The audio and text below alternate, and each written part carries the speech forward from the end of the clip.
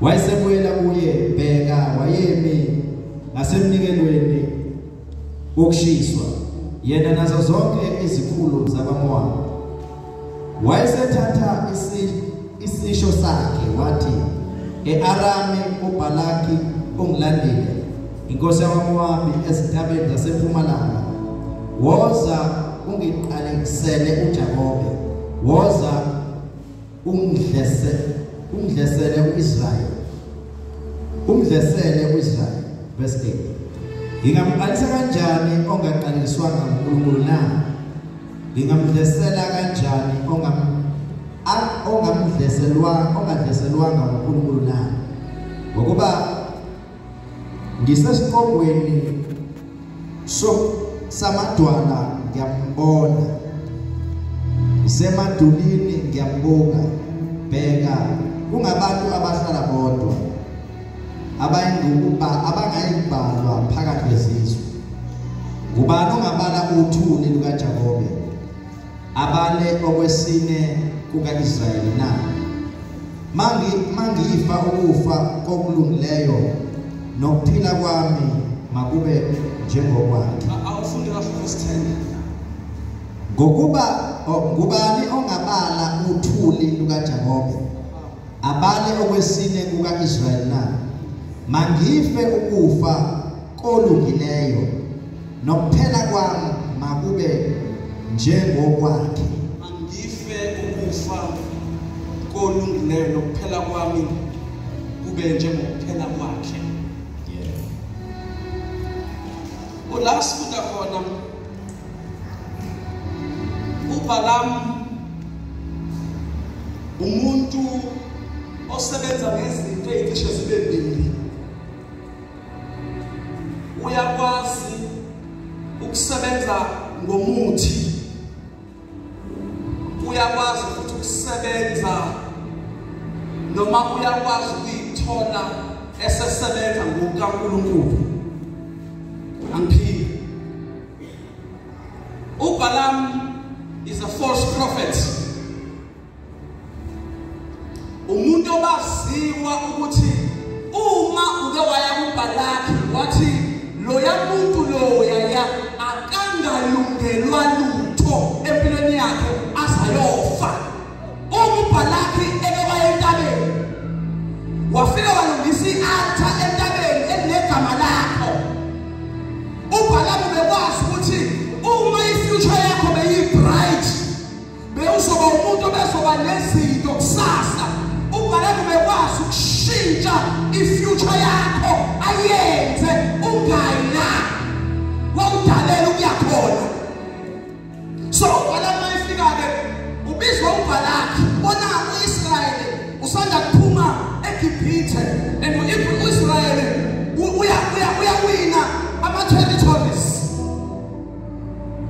So uthi ngibona abantu beza abaningi abayinkulu, ngibona abantu abathatha izinto ngaphandle kokulwa. Usathi curse these people. Amen. Tell out to some. uBalaki is addressing, he's got a fear. Kuluma talent.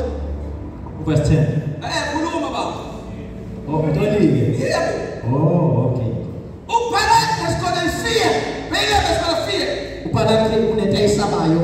His fear is that the children of Israel ukusaba kwabo ukuthi abantwana baka-Israyeli are going to overcome the world. bazonqoba izwe.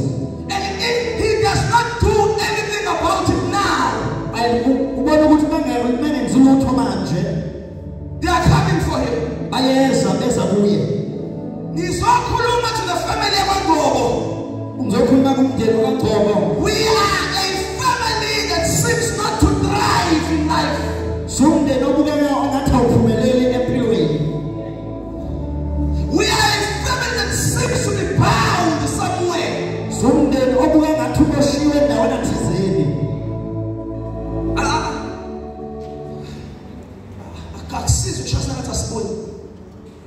Does not help us to seem as if we do not see.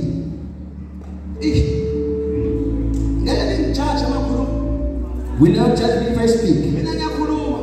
I speak. Will you not say I was speaking about someone?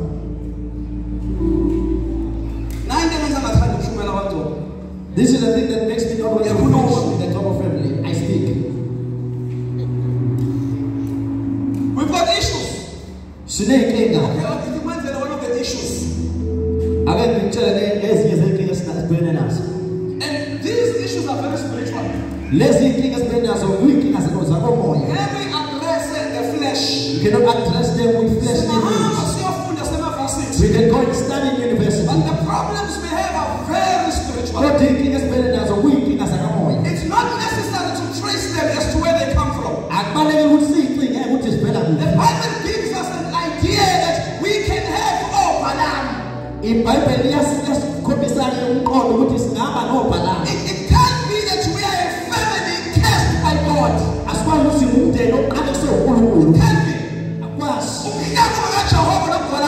The word belongs to God and the fullness of it. And all those that dwell therein. I don't believe that we are family that has been rejected by God.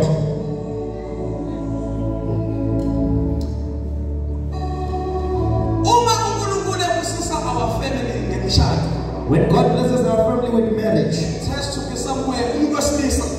A male. It has to be around the age of 40.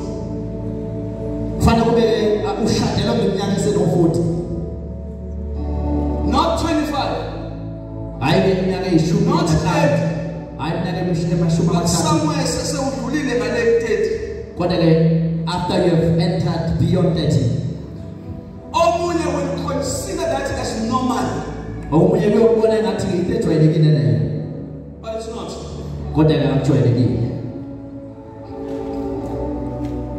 It's not. Actually. But suddenly it's the cry of my heart.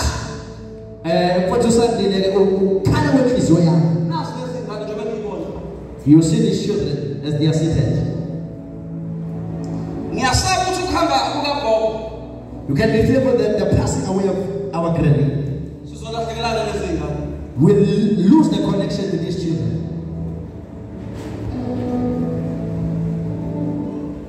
That's not normal. Actually, we never know.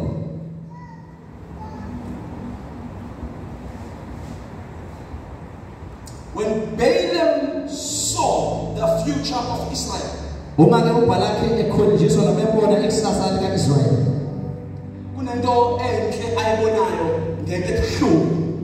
there's something good that he saw about this tragic thing.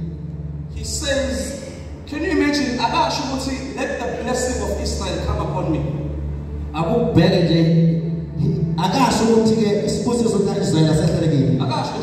But he says, let me die the death of the righteous. He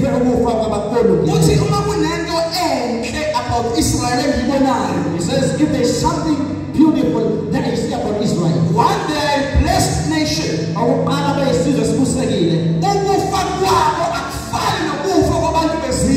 their death is not likened to the death of unbelievers. All of us, we shall die. Around George, I was around the place called George, looking at the lands. The land is so beautiful. And I've been speaking to the land and really impressed with this. We will die and live this beauty. Guess what? I will back the land. We will all live this day.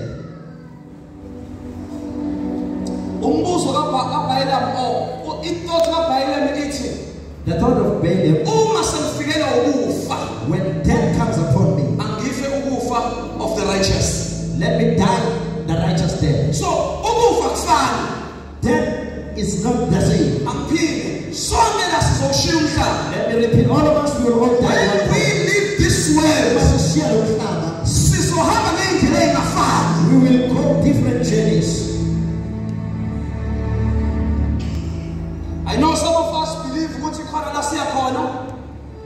Yes, to know that, believe that there's a certain place that we are going to. And I've done research.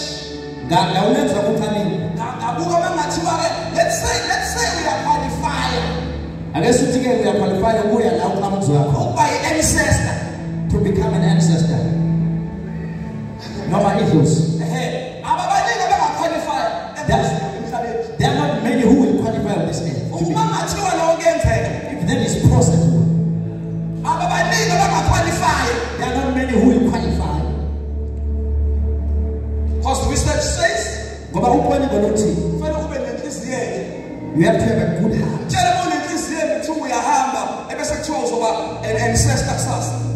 Just imagine if you have a good heart, they will say tomorrow. If there's something that will go well. If that is true, I'm not fighting, I'm fighting, I'm saying if that is true, my Lord. Don't leave this place. I'm saying to you, if you are to leave this world, what type of death also if away?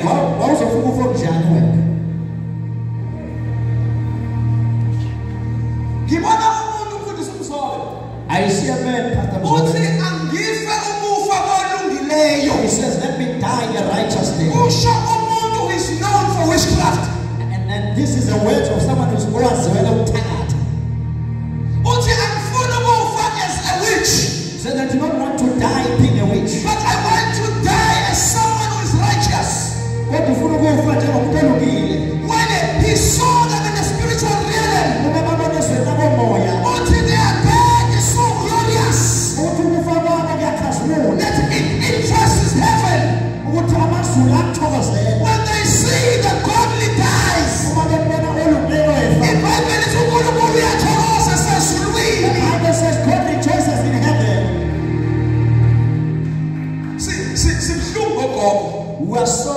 We are feeling so sorry about the passing of our granny. Why is called? Why is it that we believe? Why am I called? Why do the unbelievers not believe? I cannot answer that question. I can answer the why is called. I could answer you who is saying, why do you believe? 2020. In the year 2020. 2021.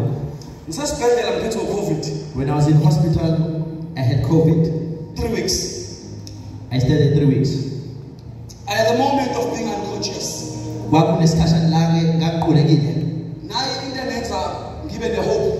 This is the thing that makes you to be hopeful. It was not the hope of coming back into this world.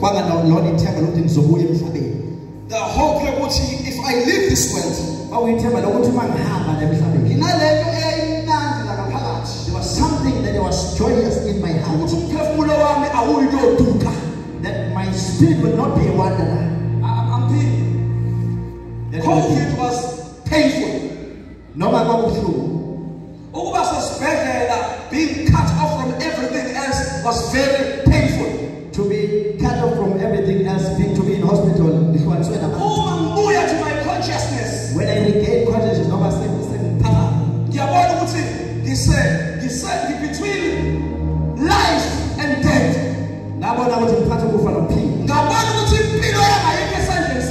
And I saw that my life is not in my hands. And deep down inside me, something that is longing for God, that seems to know God. Somewhere, if you look I'm still young. Somewhere inside of my spirit,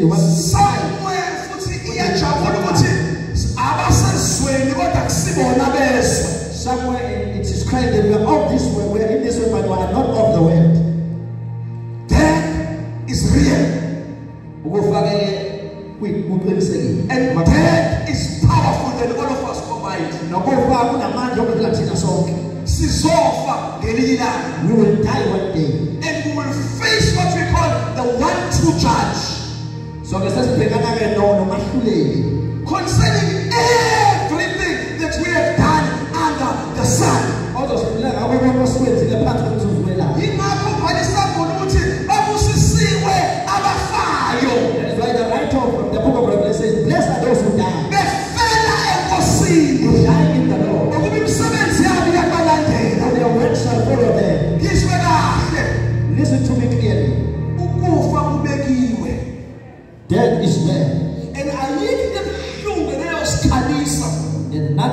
so painful that it will make us cry. And when you leave this earth, singabi setting off your future. Your spiritual future yakho.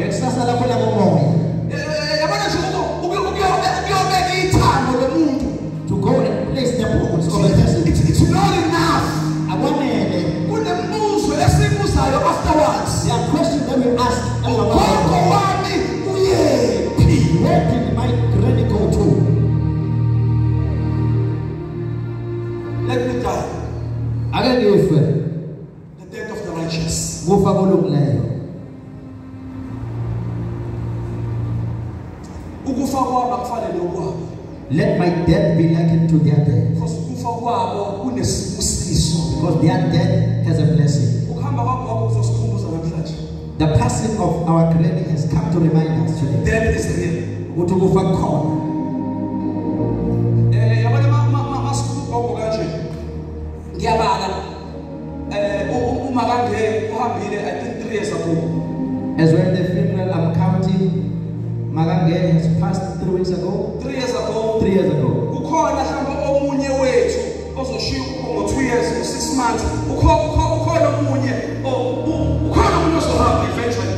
Someone eventually will pass. Whether it's 2 years or. But you can change your spiritual future. Ufe the death of the righteous.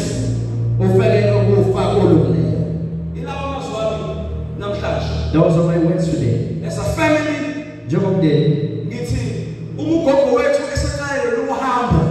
I'm saying as our granny has begun this journey. With a long life in our family. It's one of the people that's been blessed in a pillar anyway. When I go to visit my granny, she was boasting about her age and saying, I'm still going to live. And the results of it, there was nothing that was pointing to the fact that granny was going to die. But I'm trying to stagger her. We are going to accompany her. In our accompanying her, there's a point that we are going to turn back. Where we are going to place her for many heights. We are going to place her there. And we are going to turn back. Moving back to life. Her earthly journey ended when we were happy. We were picking her up, assisting her to where she was going.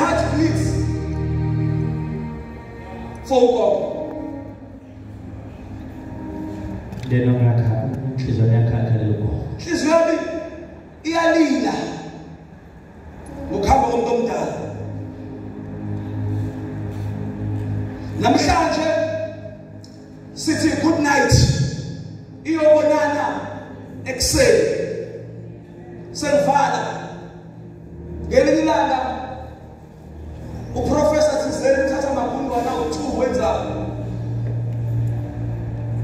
a research of some sort athathe igundwana elilodwa alifake emanzini for more than 10 minutes my keeper selfie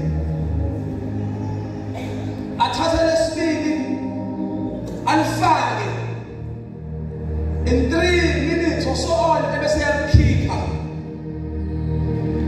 alithatha futhi ebese alifaka 10 minutes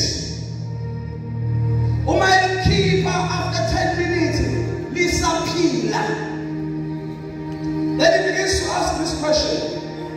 Yini yenza legundwane lingafi njengaleli lokuqala